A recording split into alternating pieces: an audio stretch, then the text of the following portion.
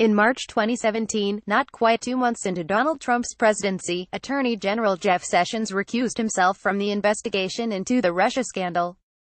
This was hardly a radical decision. Sessions was a prominent member of the Republicans' campaign team. He'd made highly dubious claims under oath about his contacts with Russian officials, and Justice Department officials urged the Attorney General to stand aside. The president, however, didn't quite see it that way.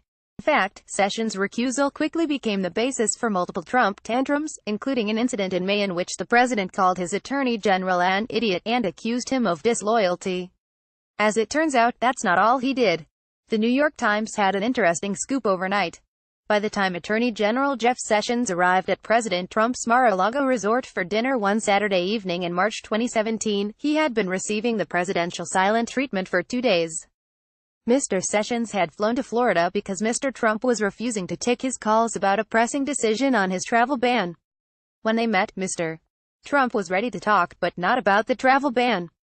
His grievance was with Mr. Sessions. The president objected to his decision to recuse himself from the Russia investigation. Mr. Trump, who had told aides that he needed a loyalist overseeing the inquiry, berated Mr. Sessions and told him he should reverse his decision, an unusual and potentially inappropriate request. Share tweet email save embed Sessions refused to reverse course, which no doubt infuriated the president further. But this isn't just a story about palace intrigue and who enraged whom behind the scenes. What's more significant about this report is that Trump's efforts to get the Attorney General to unrecuse himself raise important legal questions. Rudy Giuliani told The Times that the presidential pressure was perfectly permissible. Special counsel Robert Mueller may see things differently. The NYT's article added that Mueller is examining the confrontation between Trump and Sessions. The special counsel's interest demonstrates Mr. Sessions' overlooked role as a key witness in the investigation into whether Mr. Trump tried to obstruct the inquiry itself. It also suggests that the obstruction investigation is broader than it is widely understood to be, encompassing not only the president's interactions with and firing of the former FBI Director, James B. Comey, but also his relationship with Mr. Sessions.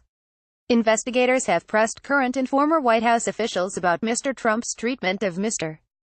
Sessions and whether they believe the president was trying to impede the Russia investigation by pressuring him. The Attorney General was also interviewed at length by Mr. Mueller's investigators in January. And of the 4 dozen or so questions Mr. Mueller wants to ask Mr. Trump, 8 relate to Mr. Among them, what efforts did you make to try to get him to reverse his recusal? The president has never been able to explain his fits over Sessions' recusal with a compelling defense.